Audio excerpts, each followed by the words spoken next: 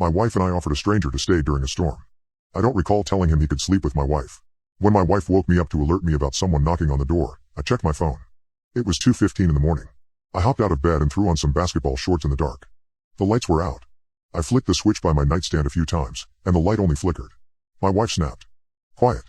Now he knows we're home. 3 more consistent knocks seemed to confirm her theory. 3 more knocks. They sounded hurried now.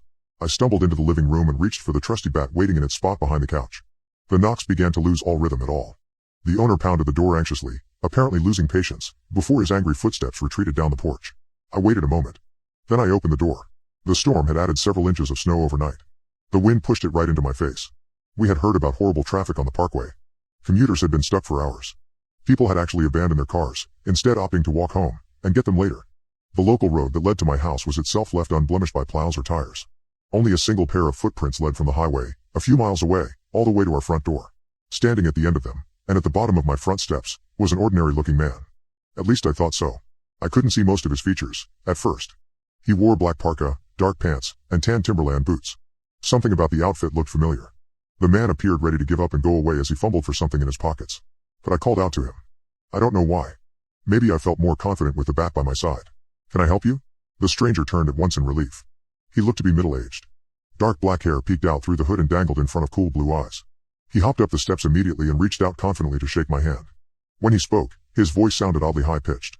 His breath and coat stunk of some unfamiliar type of old man cologne. Oh, thank God. Sir, my car broke down on the highway, a few miles from here. The engine is dead. My cell phone is out of battery. I know it's late. But would you mind if I stepped inside and used your phone?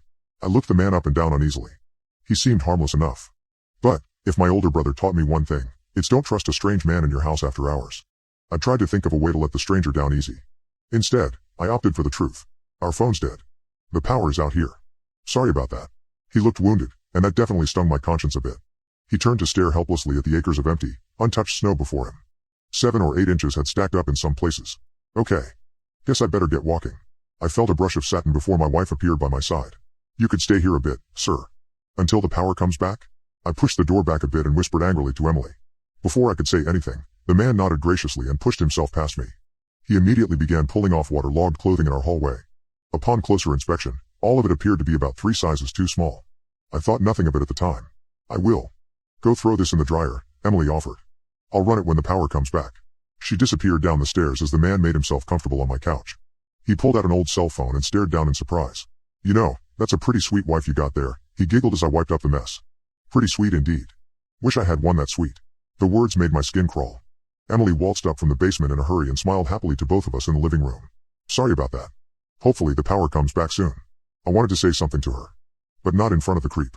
He stared at her like a dog eyeing a brand new bone. I suddenly noticed the shorts she was wearing. I noticed the lack of a bra. We were just in bed, after all. And the stranger seemed to notice too. Say, honey, do you work out a lot? He asked. My wife blushed and covered herself apologetically. She always looked for the best in people. And she had heard her fair share of inappropriate jokes in the day. Oh, I should put something on, excuse me.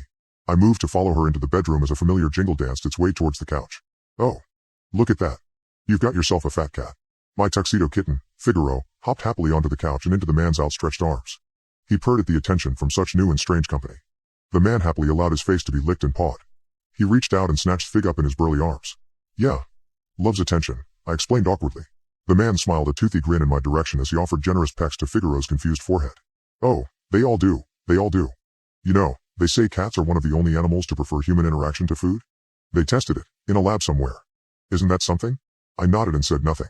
Something about the way he squeezed Figaro closer to him made me uncomfortable. You know, I could snap this cat's neck right now, and he'd let me do it. That did it. I'm sorry if this is rude. But I think you should leave. The stranger blinked. The atmosphere in my living room changed in an instant.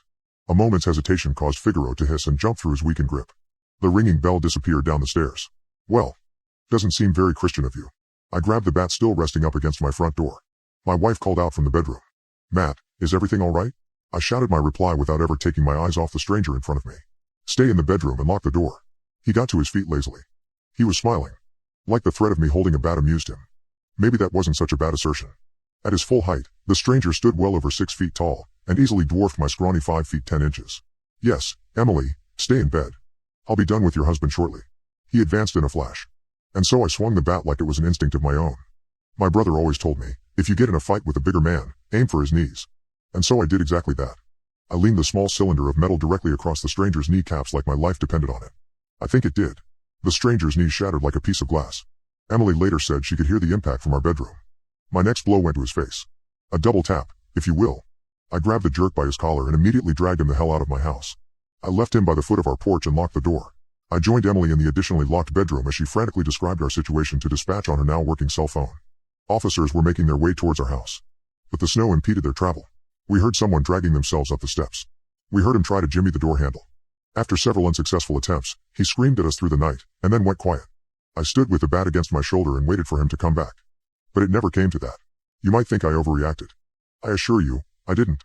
Police officers swarmed my house approximately an hour later. They found the stranger unconscious by the front porch of our home.